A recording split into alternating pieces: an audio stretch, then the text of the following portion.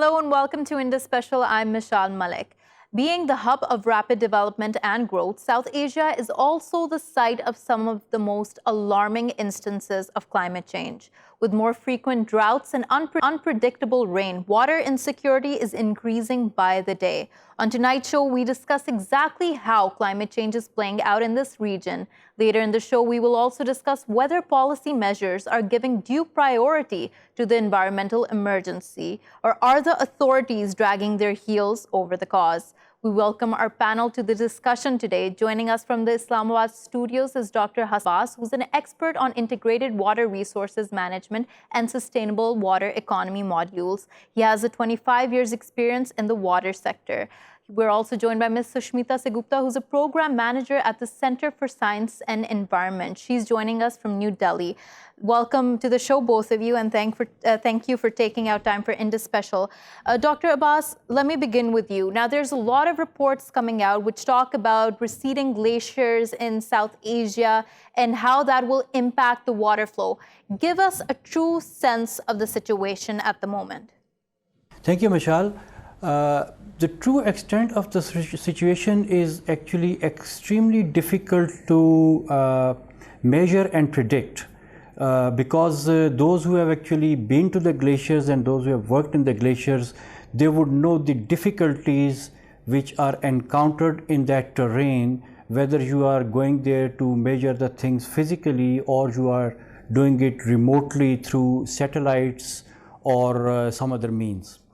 Having said that, today's technology and gadgetry which is available to the scientists is not that bad either.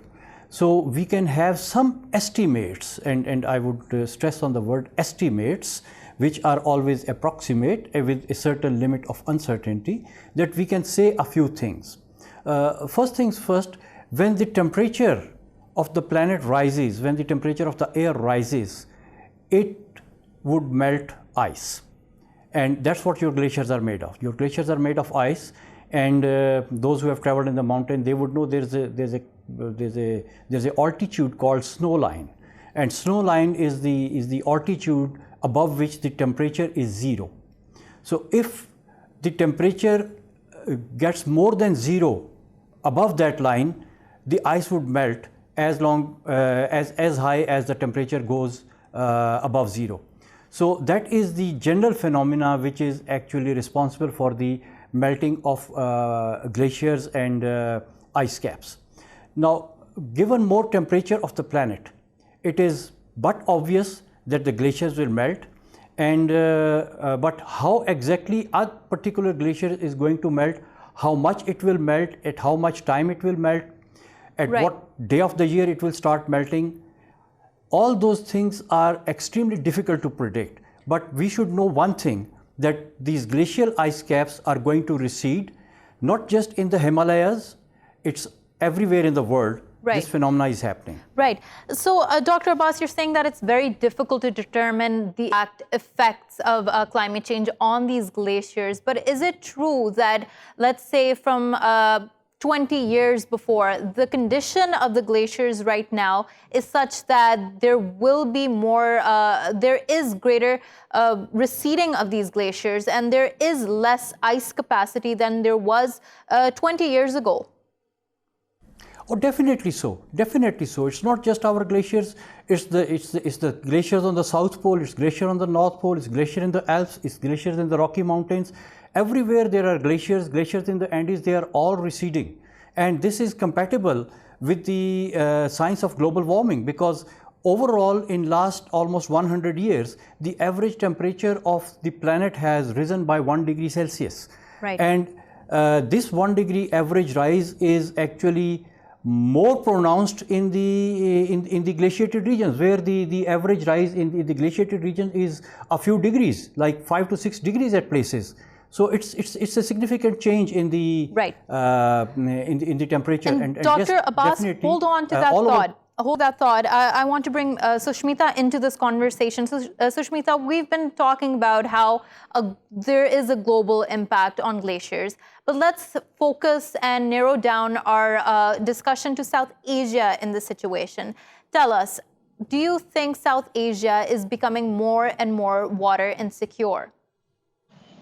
Yes, South Asia basically is you have given the right words for it. And South Asia, the cities in South Asia are moving more and more towards water scarce situation.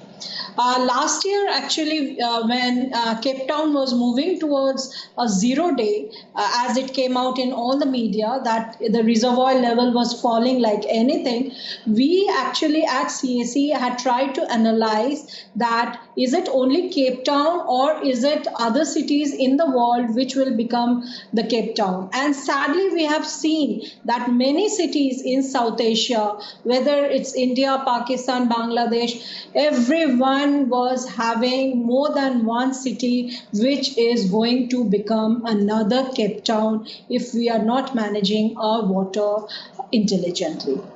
Wow. So we're talking about how the situation, the dire situation in Cape Town, almost every city in South Asia might be confronted with the same reality. And isn't it so that we were already witnessing that reality unfolding in front of our eyes in Chennai? Tell us the ground situation there. What are the latest developments to tackle the crisis? Chennai, like any other urban center, has few problems which is very common to the urban centers in other parts of South Asia. Chennai is depending a lot on the groundwater. Groundwater is being mindlessly extracted from the city as well as the peri-urban areas. The city has actually stretched its tentacles to the rural areas to extract the groundwater. As a result, the groundwater decline is very high. I'll give you some small data which will actually illustrate this. With up to 2000, from 90s to 2000, in one decade, there was only 1 meter fall in groundwater. But in just 5 years after 2000, we have seen 2-meter decline per year. And this is true for every other urban center in Southern Asia. And for management of this groundwater, there is no city-level groundwater recharge plan. The urban lakes and the water bodies, which act as recharge structures to the groundwater, is not well protected or preserved. So would you say that there's mismanagement here? Mismanagement, total mismanagement. All right. People are not managing the water. All right, Ms. Sushmita, hold on to that thought.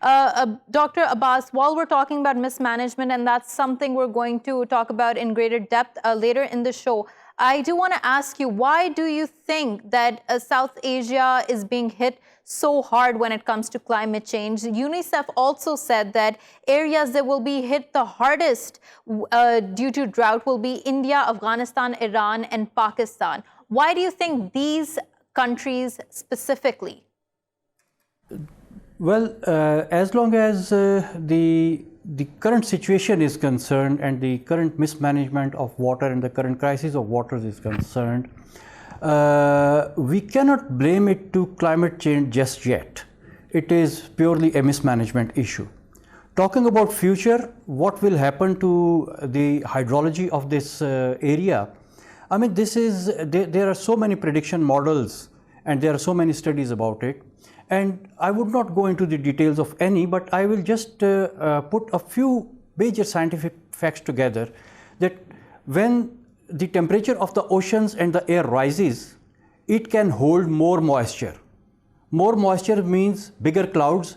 Bigger clouds means bigger rains. Bigger rains means bigger rainfalls and bigger snowfalls on the mountains and bigger flows in the rivers. So in an overall scheme of things, if the global warming takes effect, we will have more water in our rivers and in our hydrological systems. So that's a good news. But that water is not going to be the way it is today, because especially in terms of seasons and in terms of intensity All right. and Doctor, in terms of gaps between dry and wet. Sushmita, we've heard what Dr. Abbas had to say here, that it's the mismanagement of resources that we should be blaming here. But at the same time, we are seeing unprecedented droughts in these regions. The worst ever drought in India, the worst ever drought in many years in Afghanistan. Isn't this climate change? Yeah, see, we cannot deny the fact that climate change is happening. Now, what happens is due to climate change, the rainfall is reduced, or whenever it comes down in a very intense spell for a very small period of time. So if we do not have provision of catching every drop of rain and conserving it, then we'll obviously find this problem. Like what happened in Cape Town, I should I want to bring again Cape Town into the discussion, that the reservoir level was falling because the city entirely depends on the reservoirs.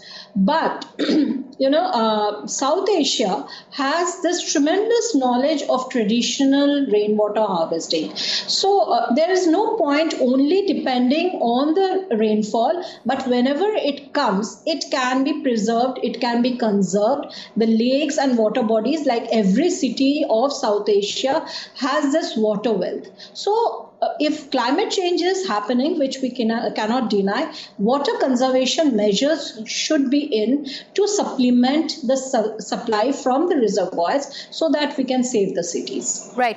And Sushmita and Dr. Abbas, you're here from Pakistan. Sushmita, you're here from India. And we know that there is always conflict over water between these two countries. Tell us, do you think politics has come in between conserving water or making sure that it's more effectively and more efficiently distributed amongst the population? Dr. Abbas, I'd like you to comment on that before Sushmita does. All right. The problem with both India and Pakistan is the same. Mismanagement, number one, and wherever they are trying to manage, they are following at least 150-year-old methodologies. The world has changed. The world has learned a lot about managing water resources.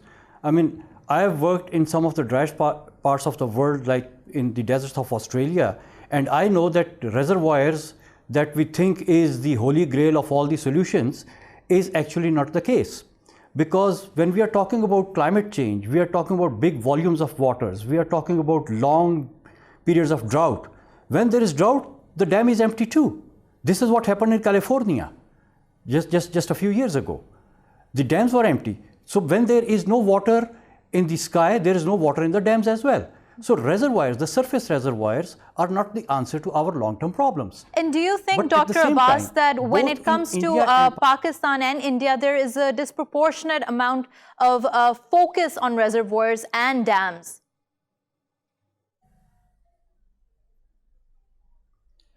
Of course, there is I don't think so. There is a focus on anything other than surface reservoirs, which are basically dams. Whereas, for example, I can tell you about Pakistan.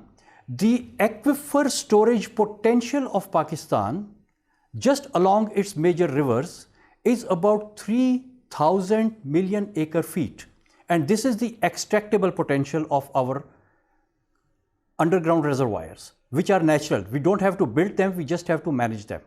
And what you see is that in the mainstream discussions and in the mainstream policies and in the mainstream budget allocation, there is not even 1/10 the amount of managing groundwater than there is for building new surface reservoirs, which in the volume are not more than 5 or 6 MAF, the biggest ones. Right. The smaller ones are less than 1 MAF. Whereas your aquifers are 3,000 MAF. Dr. Abbas, hold on to that thought, but I want to get to the political angle of this, and I want to get to the cooperation between the two states of this. And Sushmita, tell us your comments about this, your insight into this matter. Do you think that the inter-regional conflict is playing out when it comes to water as well between India and Pakistan? See, this question is slightly tricky, and I am not the best person to actually reply to this. Better, I will give our perspective on what should be the solution. Conflicts are arising not only inter countries but interstate also, because here also in India we have rivers flowing between two neighboring states, and the states are actually fighting over their share. So it is happening not only across two countries but inside the country also. But rather than actually what Mr. Abbas was telling, I totally agree with him that the dams and reservoirs are not the solution. Rather, we should focus on decentralized systems. Like, why to actually always go for fresh water when the need is not a fresh water? Why don't the countries promote the recycle and reuse of wastewater?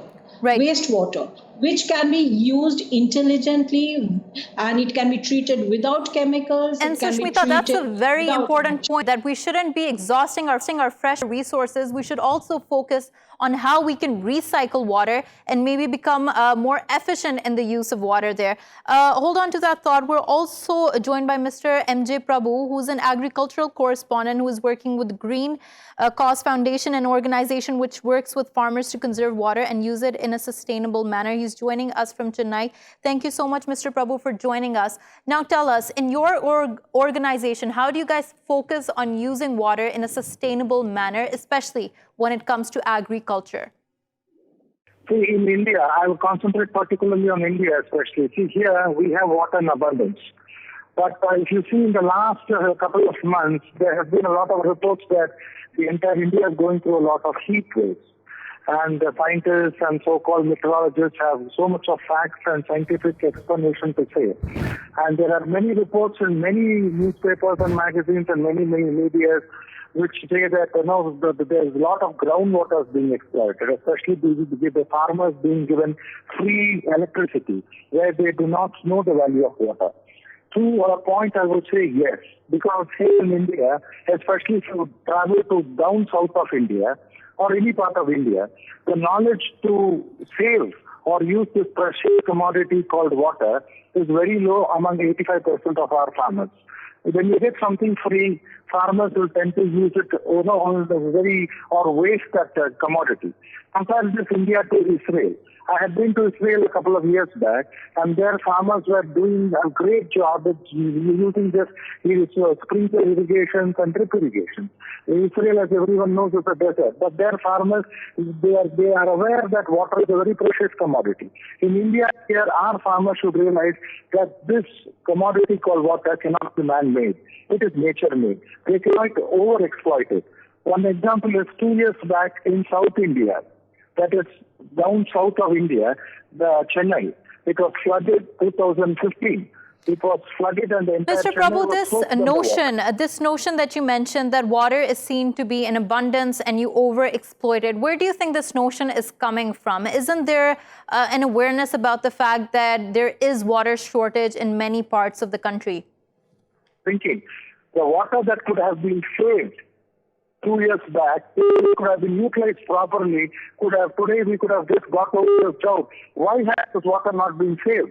It is the mindset of the people as well as the farmers. We let it go for waste. We never saved the water. How many people today in India, farmers as well as in the city, save rainwater, save water for recycling, use kitchen water or other bio water for recycling? Tell me. The awareness is too low, madam, here in India. I'm not talking of all the farmers in India or everybody, but whatever I have seen in my travel as a journalist and my personal experiences and interaction with farmers as well as in the city. When the government is bringing in stringent laws and action to save rainwater. For example, 10 years back, you had the government saying the rainwater has to be harvested. Every house had a rainwater harvesting structure. And Mr. Prabu, that's an important point that you raised there. And I want Dr. Abbas's insight into this as well. Pakistan also being a predominantly agricultural economy, it relies on water as a main resource for its fields and agricultural production here. Now tell us, do you think it's too late to change the situation in terms of how agriculture is practiced, not just in Pakistan, but in South Asia in general? Okay, the problem of water is basically the problem of agriculture. We are in both countries, and I know almost all over Pakistan, we are using the systems of irrigation which were invented about 10,000 years ago in Mesopotamia, and then improved a little bit in the times of pharaohs 6,000 years ago, and then introduction of barrages about 200 years ago by the British. That's the system that we are using today. So the world has moved on from this flood irrigation, from this open channel canals and flows, and from the interventions, the hydrological interventions that destroy your river hydrology and ecology. The world has moved on from these things.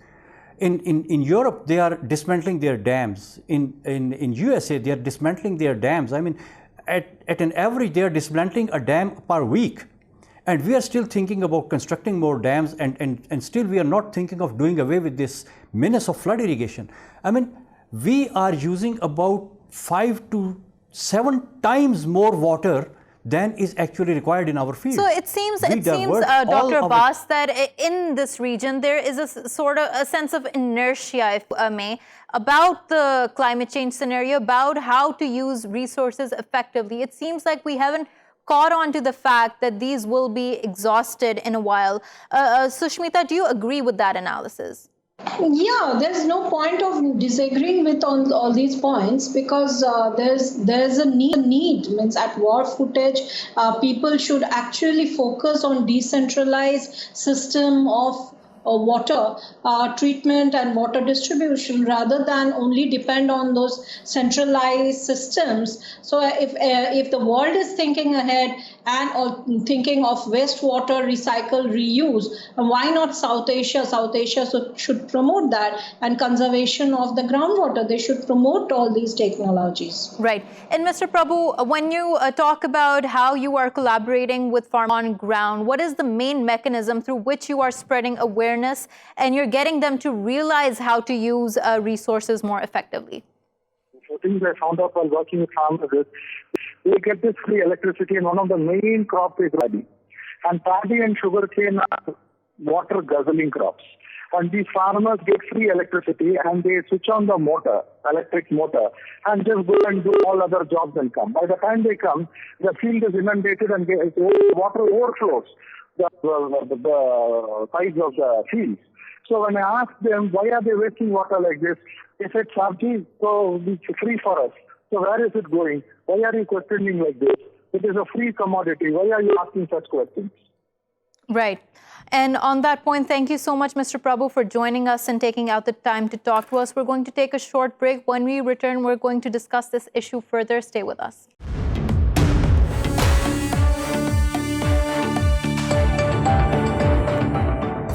Welcome back to the show. Earlier in the show, we talked about how South Asia is confronted with a climate change emergency. In this segment, we explore how governments in this region are dealing with the problem. Is aggressive development threatening the lives of millions here? Let's find out. We welcome to the show now Ms. Zartaj Gul, who is the Minister of State for Climate Change in Pakistan. She's joining us from Lahore. Thank you so much, ma'am, for joining us. Now, with this new government in power, tell us how the priority, and if all, the priority has shifted to climate change. Thank you, Meshal. Meshal, let me say you one thing. Before my government, let's be very clear, and it would not be a justice to tell you the clear situation, that climate change or its effects or even water scarcity or the effects of the climate change was never our top priority previously.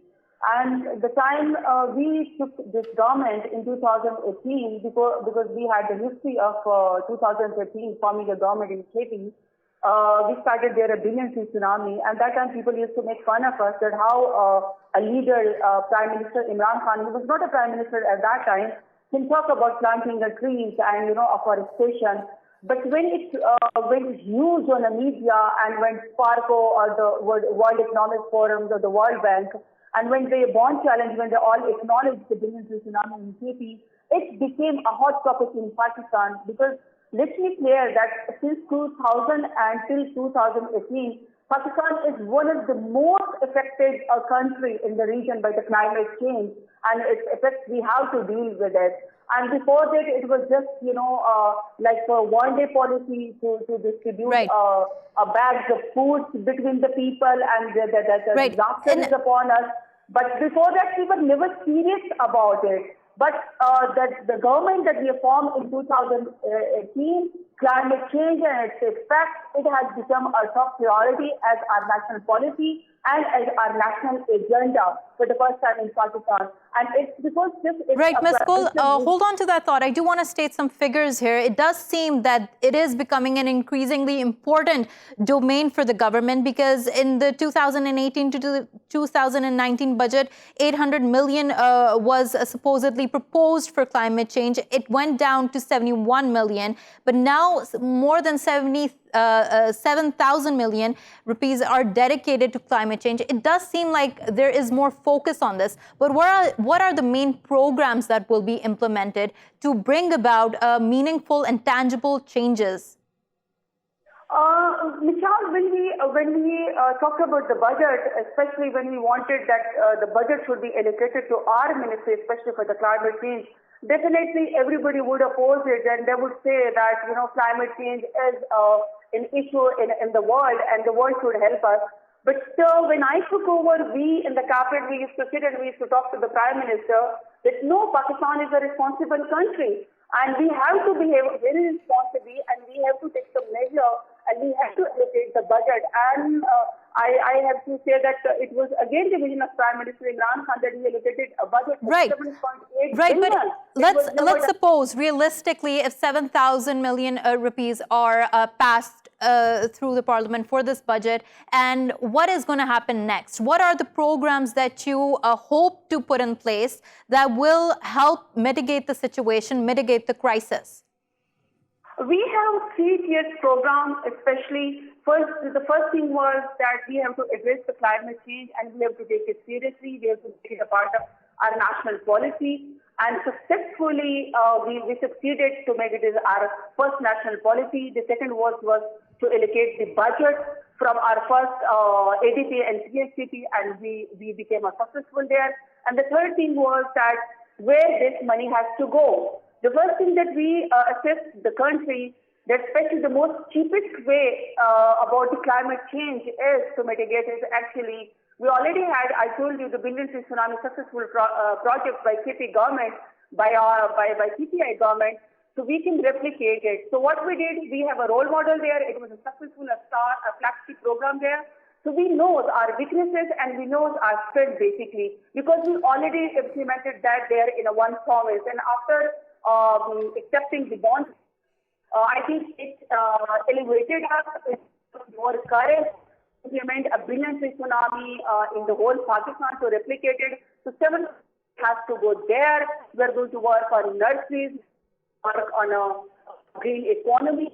We are working on the green highways and motorways. We are working the second-tier leadership with our youth and our school and colleges. And the third program is going to be, we are going for our religious ulama karam under the President National Islamic Ideology Council. We are going to onboard them and we are going to get green work from there in Juma prayers to persuade people towards the greeneriness of this country. All right. The other thing which we did is 2 billion we allocated for the Clean Green Pakistan, which has to deal with the clean drinking water, water sanitation, and for the behavior change. Ms. Gul, but we also know that greenery and planting trees, it takes a certain amount of time for us to see tangible benefits emerging. These trees will be planted, they will grow in, it'll take some time there.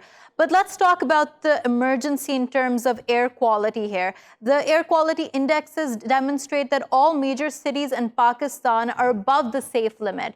What do you think needs to be done in order to tackle that?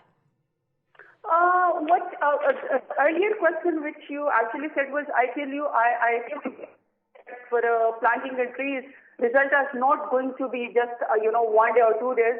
It has to benefit the future of Pakistan and the safe, calamity and disaster-free Pakistan. It will be benefit. I know it's a long-term policy. So we are waiting for that. For the other, the air quality, which you said, it's again a new topic in Pakistan. People were not very conscious about it. If it's like a vehicular problem or if it's emissions. And what will the government do to bring about that consciousness? The first thing is that I have to impose myself to. I tell to the people, I tell to every industry, and I tell to every province that you must be familiar, Meshal, with the 18th Amendment in Pakistan. And wherever you go, they say that it's a jurisdiction of the provincial government or it's the local government. There are many overlapping and layers of the government. Actually, it's a hideout in a very lame excuse not to work. And I said that, excuse me, we have signed more than 15 international protocols. You are not answerable, but I am. I'm sitting in the government. So you have to make a space for us and you have to listen to us. So it is again a new subject in Pakistan, but I can see that educated class, our students, our corporate sectors, and our civil society is actually coming up with a very beautiful idea. And why they are coming with a beautiful idea? It is because they know that their prime minister is an environmentalist, he's an anthropologist, who speaks about the greenhouse gases, who talk about billions in tsunami. So now they are coming up with their ideology. We have very good brains in Pakistan, but we have never had a government ownership. I think this is the right time if we want to mitigate every climate problem.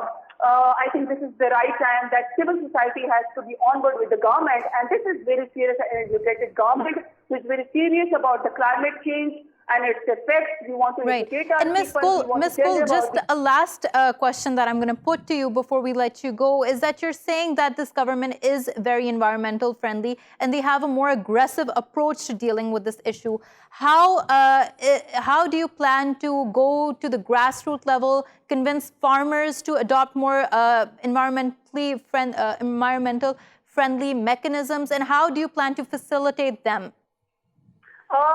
The government level, which I told you, yes, it is a very responsible government. And if you see on any international forum or a national forum, our Prime Minister, third or second sentence or the policy is actually about the climate change. So it has a trickle-down effect about the farmers and about the local people.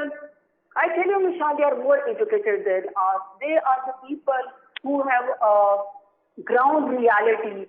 But the only thing is that we never told them that the government should do wonders for them. Actually, they were like abandoned people or farmers. For the 70 years, they've been growing, the same with the same patterns of rainfalls and with the crops, which never actually nobody educated them, and that's why the rain patterns, monsoon, they are all changed. But we do not have, we never told them about the government responsibility. People are there who want knowledge from us, who want services from us. They are ready to implement, but the only problem was actually that government was not vigilant. So now wherever I go, if it's like colleges, universities, or a farmer, villages, they are on board and they want to listen to us. They need our help. But this is for the first time that we are communicating with them, and you will see that Pakistan will be acknowledged as a very environment and climate change a country which is very vigilant and ready to cope with the climate change. All right. On that note, thank you so much, Ms. Zartaj, for joining us. Let's take a look at a brief report. Unexpected storms in some parts and droughts in others, the impacts of climate change can be seen all over South Asia. Chennai, India's sixth largest city, gives us a sense of how dire the situation truly is. Home to more than 9 million people, the city is running out of water. But Chennai might not be the only city to face this crisis. As water security in this region is expected to worsen, it's feared that many more areas will be critically affected. A comprehensive study of the Himalayan range, which passes through India, Pakistan, Afghanistan, China, Bhutan and Nepal, shows that the glaciers are dangerously receding. Some 800 million people depend on the flow of water from Himalayan range for irrigation, hydropower and drinking water. Another report warns that if governments do not make substantial cuts to fossil fuel emissions by 2100, the Himalayas could lose 66% of their ice. If everyone doesn't soon join hands to fight climate change, this region and the world at large will be confronted with an irreversible disaster. Sushmita, going back to you and putting the last question to you here, what do you think needs to be done in the future to make sure that all the problems we've been talking about, they are addressed in a more alarmist manner, they are addressed with much more vigor than they were before? What I would like to suggest that, CSE, we always promote that decentralized water treatment and wastewater treatment systems. So we say that why don't you involve the communities? So we say more of community involvement, more of decentralized technologies, more of water conservation, preservation and conservation of urban water bodies and groundwater. And also, I would like to mention that there is no dearth of acts and laws for the preservation and conservation of our groundwater or water bodies, but implementation is where we are lacking. Right. So we actually hope that the implementation and the monitoring become strong enough so that the city, along with its decentralized technologies, become water smart cities. Right. And on that note, thank you so much, Ms. Sushmita Segupta, for joining us and to us. We're also now joined by Mr. Devinder Sharma, who's an economist joining us from Chandigarh. Thank you so much, Mr. Sharma, for joining us. Now, Mr. Sharma, when we talk about South Asia, we know that there is rapid development and growth. India and China, the largest economies in the world, they are growing rapidly. Now, with that capitalist model, there also comes many issues, which is greater gas emissions, greater usage of resources in a more aggressive way. How do you see that going hand in hand? And how do you see that with development, climate change also needs to be tackled? Well, I think you've made a very valid point because every time there is a talk of protecting the world from climate change internationally, whether it's the Paris Convention or whether it is talks elsewhere in the region, the fact of the matter is this aspect of capitalism being the sole factor or the primary factor which drives this climate change is often ignored. I've often said that unless we bring about a change in the economic reforms or bring about a radical change in the economic model that is governing the world, we will not be able to bring about any change, significant change as far as climate change is concerned. Right. So unless we run down that system which is built on increasing GDP, economic growth, and the race towards reaching that level or crossing that level Rubicon, I don't think we will be able to really bring about a change. And this, of course, is apparent if you look at both China and India. We are into environmental crisis. China is now realized that it's a very high rate of economic growth in the previous decade has had negative consequences as far as environment is concerned. And Mr. Sharma, on that point, in 2018, amidst all of this conversation about climate change, amidst all the smog, air quality indexes coming out and the pollution that was evident and visible, there was a rise in emissions. For China, it was 4.7%, and for India, it was 6.3%. So with all of this talk, there doesn't seem to be any political will to actually bring about a meaningful change. You're so right. There have been cases when we have seen in Beijing, in China, the huge LED screens were put up, which were to screen the sunrise and the sunset because people won't be able to see sunrise and sunset. And then there have been talk, whether in Beijing and then also in Delhi, that we need to have exhaust fans put up, huge exhaust fans put up, so that you can, take out the bad air or the polluted air. Now, these are not the kind of remedial measures that we need to seek. And the pollution being at peak in India is one country where pollution is rapidly growing. And whether it's New Delhi, and if you look at globally, 21 cities, majority of them are in Asia, and most of these cities are in India. And that tells you that India will have to set its house in order. And primarily, unless it will make an effort to move away from that economic design, which is exhibiting the exploitation of natural resources, and adding on to climate change and adding on to disruptions like the water crisis that India faces at the present, right. I don't think we will be able to get out of that. Right, and Mr. Sharma, that's a key point that I do want to come back to. Dr. Abbas, following from everything that we've been talking about, from a developmental point of view, and with the population expected to increase in this region, how do you think governments will have to cope with the changing dynamics? There are quite a few things that you learn from politicians. I was pretty excited to learn of quite a few things from Minister Zartaj Gul about the efforts of the government in the arena of climate change. But at the same time, there are other things. Like the government of Pakistan is investing more in producing more greenhouse gases in coal-fired power plants today than it is than the entire budget of the Ministry of Climate Change. Then again, the government is talking about planting more trees to clean air and all the environmental benefits from it.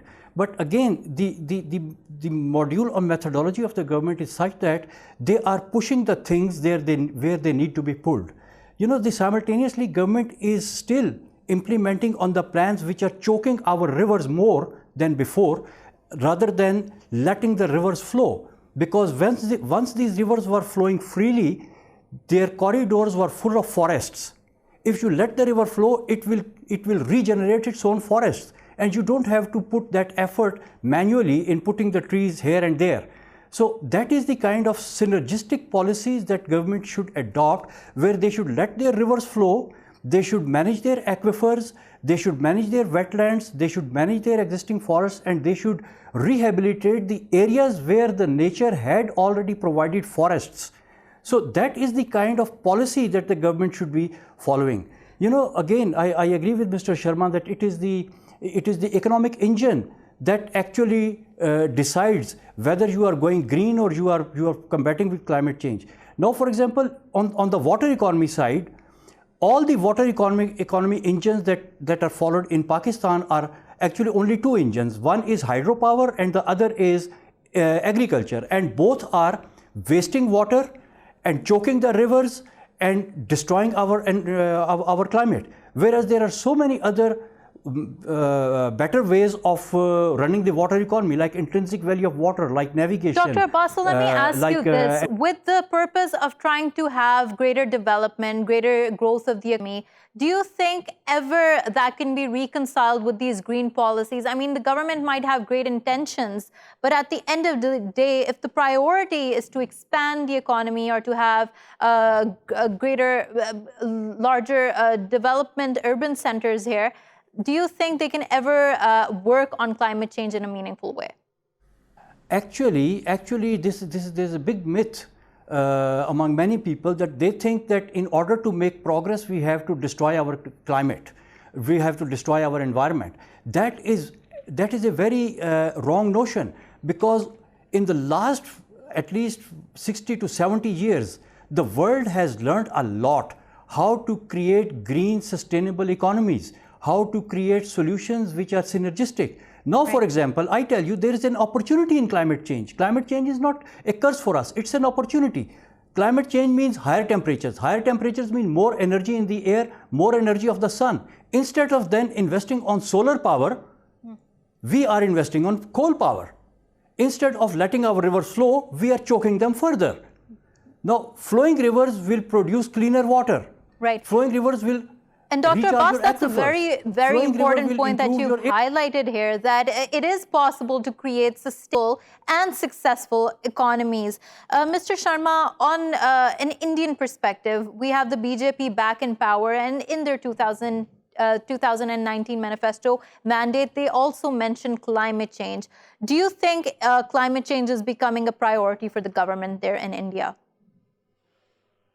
Well, before I answer that, I agree with my co-panelist when he said that the definition of development actually has to change. You know, when you say development and everyone is sold out to development, the fact of the matter is, what is the use of that development which benefits only 1% of the population?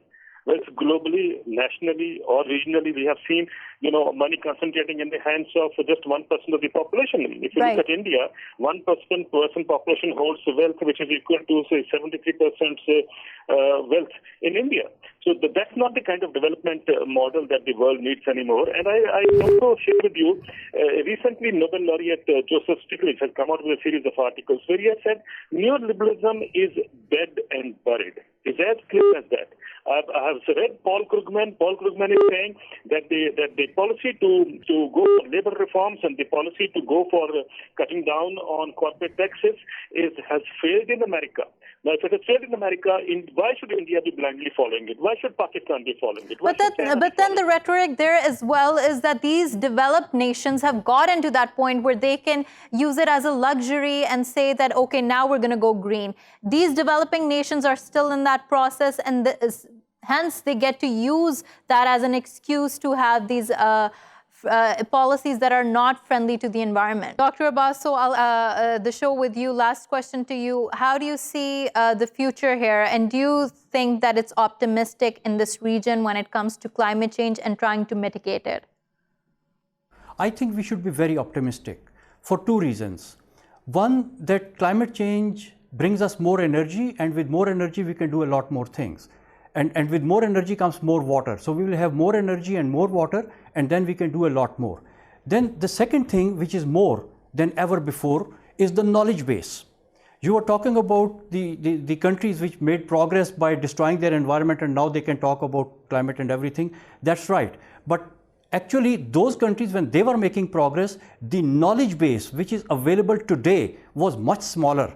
Like the knowledge base of 1960s produced a black and white TV. Knowledge base of today is producing smart TVs. So that's the kind of knowledge base that we have today in order to move forward. That knowledge base was not there with those countries. Today is the time we can leapfrog and we can adopt the latest methodologies and latest knowledge at hand, and then make our progress with that big wealth of knowledge. So if we adopt the latest knowledge, if we adopt the latest techniques, we don't have to reinvent the wheels, and we don't have to repeat the mistakes of the developed nations. They made many mistakes in the process, and like when telephone was replaced from copper wire to fiber optics, those countries which had not laid copper wire, they directly laid fiber optics. They did not have to lay copper wire first and followed by fiber optics. So if we did not lay copper wire before, today we can right away buy the fiber optics and lay it down for our environmental policies and for our developmental goals. We should be able to learn from experiences and case studies as opposed to trying to repeat the same mistakes. On that point, thank you so much, Dr. Hassan Abbas, for joining us. Thank you so much, Devinder Sharma, for joining us. Thank you for watching Indus Special. We will see you again tomorrow with more stories. Till then, goodbye and take care.